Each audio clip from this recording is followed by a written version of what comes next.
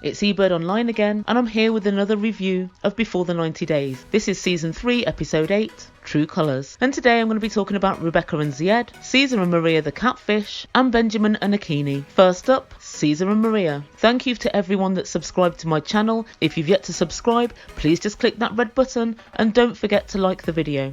First up, Caesar and Maria. So we first see Caesar and is on his own by the pool, texting Maria again. Poor Caesar doesn't realise he's been blocked. He's saying it's not too late. We can try again. We can put this back together. No, you can't, Caesar, because it was never together in the first place. And is feeling very sorry for himself. Not as sorry as I feel having to watch you. He allegedly set up a very expensive, non-refundable romantic dinner for he and Maria. And so he decides to attend this dinner all on his own. He booked this after not getting any texts from Maria, after Maria taking £2,000 of his money and failing to book a flight, after not having any calls from Maria, and after having a 5-year-long blank on meeting up with Maria. He still sets up this very expensive, non-refundable romantic dinner. The table's set for two, and Caesar cuts a lonely figure sitting on his own.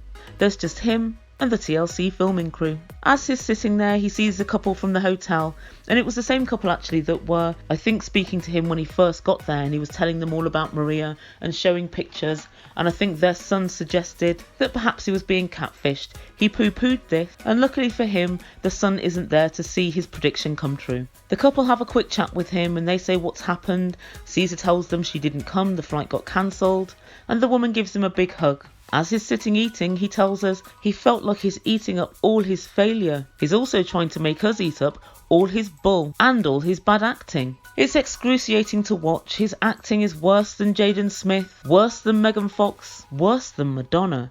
He's really bad. You've undone all your good work of last week, Caesar, when you managed to squeeze out what seemed like an unsolicited tear. And he suddenly decides, in the midst of all this, that he's going to storm off. I don't want to do this anymore. And he storms off from the table and away from the TLC filming crew. Although I fear he's not storming off for good. And at this point, I don't want to say too much more because this storyline is beyond ridiculous. I fail to see why TLC haven't just cut this whole storyline and don't just leave it here where it is. Everybody's onto them. Everybody's onto Caesar. People that work with Caesar have actually come forward and said, this is all fake. He and Maria split up ages ago. She didn't even want to appear on this show. But still, they persist with the bull. And none of us are here for it. And that's about it for Caesar this week. Next up, Benjamin and Akinyi. Akinyi sent Ben a message saying that he had to go and meet her dad, the preacher, at church. Apparently her dad only agreed to meet Benjamin if he came to the church. I'm looking really forward to finding out if when he turns up, her dad apologises to him for the bad treatment that he's received and for not turning up to dinner the other night. I can't wait for this apology. Hopefully it will be grovelling and fulsome. And he turns up on a motorbike taxi. And to be fair, I've got to tell you, the motorbike taxi looks like fun. It's like a ride round the wild, wild west without those pesky concerns of road safety or passenger welfare. As he enters the church, it's a very different scenario from what Benjamin is used to. It's a very small church. Men and women can't mix, so women are on one side and men are on the other. And Baba Akinyi is preaching, and they walk in mid-preach. He's got a very powerful voice, and even hallelujah sounds somewhat like a threat. And as usual, Ben looked very uneasy. And again, for the 4th week in a row, Akinyi tells Ben he has to make a good impression. He has to prove himself. Why does he have to prove himself again? Well, because he's white. Really? You have to prove yourself because God gave you a different skin colour to the person that he wants to marry? Wow. As far as I'm concerned, Ben's training to be a minister, he's a good Christian, and I would have imagined that that would be enough for the family to see that he's the kind of person that could fit in, especially when her dad is a preacher. It should be easy, but of course, they're making it as difficult as possible. Benjamin looks really depressed that he has to keep on explaining himself. Here's what I'm going to explain to you, Benjamin. This is all part of the good old-fashioned shakedown. They're making things as difficult as possible and making you seem as unsuitable a person as possible so that when you finally do get permission to marry her, you're prepared to pay any amount of money. And Akinyi lets us know Ben has to meet the church elders and win them over, and if they give him their blessing, then her father will too. And at this point I'm like, I find it difficult to believe that the dad is giving away decisions about his eldest daughter's marriage entirely to the elders. And Benjamin says, I don't know why Akinyi can't give me a step-by-step idea of how everything should go. He's absolutely tired of the surprises. Ben, none of this is a surprise to me. Like I say, it's just a good old-fashioned shakedown. Ben meets the dad and he shakes his hand, and the dad doesn't really seem to look him in the eye, and I'm very surprised to see that there's no hint of an apology. Good manners, Baba Akinyi, are free. Did nobody ever teach you that? And then he starts his meeting with the elders. Many of them look like they're dodging the grave by just a few days. Akinyi's brother, Fidel, tells Ben that he should start by introducing himself. Ben starts out with the truth, his name and his age, and then he quickly flicks into a series of lies, that he's been very welcomed in Nairobi, and on his first time in Kenya, it's been so welcoming from everybody. Everybody, that is, except for Akinyi, Akinyi's mum, Akinyi's dad, and Akinyi's brother. So in fact, nobody. And it was a solemn, and in some senses quite a boring meeting. It reminded me of my days working in investment banking. Decisions have already been made and it doesn't matter what you say. Ben introduced himself and it was almost like an interview. And one of the guys actually asked him, why are you not marrying one of the beautiful women in America? I've got a feeling this guy's been posting messages on my message board, because that seems to be what everybody's saying. Ben, bored of explaining himself, has one last try, and I've got to say, Ben pulled it out of the bag, because he said, if we keep ourselves Christ-centred, we'll be able to overcome any challenges that we face. This was the best line that he'd given during his time in Nairobi, and it seemed like that clinched it. The elders seemed quite impressed, and they got permission to marry.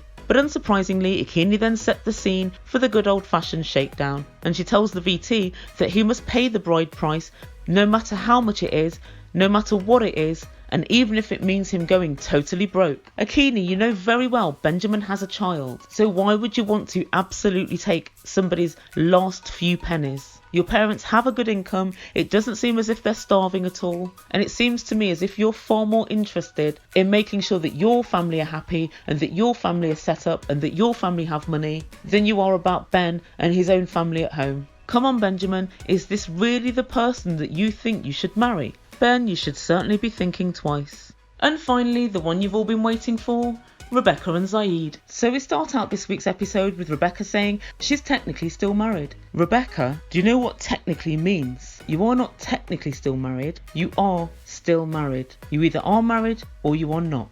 So throughout this episode, I'm going to remember that you yourself are lying to Zied. And then we see her setting up a FaceTime with her boss, Melanie. So Melanie's her boss from this private investigations company. So already, I side-eye Melanie. Why do I side-eye Melanie? Because you have seen fit the ridiculous and non-thinking Rebecca. Anyway, Melanie's done a background check on Zied. And it's very surprising, Rebecca, that you didn't think to do this very same background check before you even got on a plane to go to Tunisia. She tells Rebecca he's got no criminal history. Rebecca was relieved. What, you didn't know that? But she tells him there is a problem, and she tells him he has no employment history of any description. There are no lists of any job at all, he doesn't work, and he's never paid tax. Now, Zied has told Rebecca that his job was an audience coordinator for a TV company, and he had to make sure that audiences were full when they were taping shows. I guess it's when they need live audiences or that sort of thing. I also remember her saying a few weeks ago that it's out of season at the moment, so that's why he's not working. How is TV out of season? Tell me, Rebecca, which season does TV stop running? I'd be interested to know, because I've never seen it. If one job finishes, surely you get another. But Rebecca tells Melanie, well, I'm going to ask him about it, but I believe he's a hard worker. What's led you to that conclusion, Rebecca? You turn up, he has no car. He couldn't even rent a car because allegedly you have to be 26. Absolute rubbish. And not only does he allow you to rent the car, he didn't even say you rent the car and put me on the insurance as a named driver. No, he just let you rent the car, you be on the insurance, and you're driving him around. This isn't the mark of a hard worker. Getting somebody else to drive in a country that they're unused to driving in. Does he have the body of a hard worker? Considering he's only 26, he's got a few pounds on him, let's be fair. And I saw him lolloping around the pitch when he was supposedly playing football, and every indication that I have seen so far is that he's not a hard worker. The only time I saw him ready for movement was when he wanted to knock the guy out in the bar for ogling Rebecca and her tattoos. What makes you believe he's a hard worker, Rebecca? It's really just because you want to, isn't it? For good measure, Melanie rubs it in a bit, and she tells Rebecca, I hope he's not going to live off you whilst he's living the American dream. And it seems as if Melanie knows that he's already planning to leave Rebecca as soon as he steps foot on US soil and gets his papers, because if he is to lead any sort of dream, it couldn't possibly be with Rebecca. So Rebecca decides to take him to a restaurant to have something to eat, and she's going to confront him about being a work-shy loser. So they go to this cafe place, and they're both going to have what is a Tunisian national dish.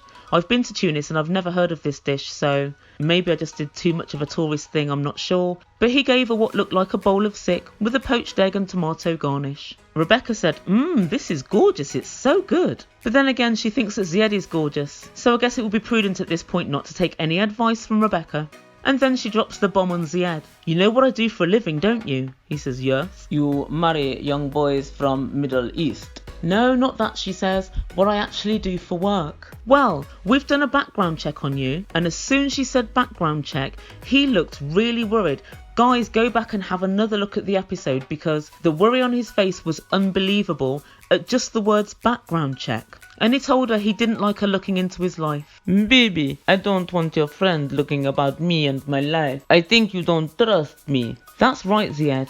She doesn't trust you, and neither do we. And then she said, you have no work history, you have no employment history. And he stood and stared at her for quite a few seconds, and I could see him formulating his lies as he did so. And then he said, I have worked before, it was a cash in hand job. And I do cash in hand jobs, so I don't have to pay anything.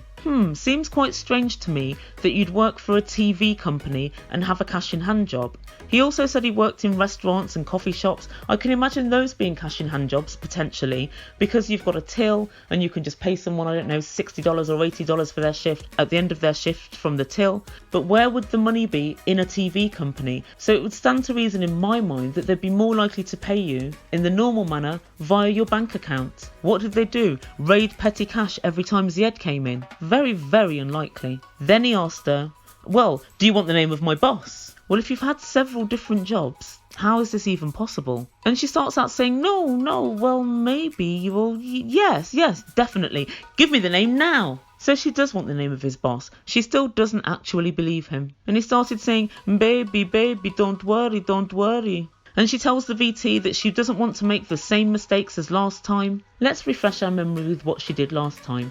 She went on the internet and found someone from a Middle Eastern country that has an entirely different culture to hers.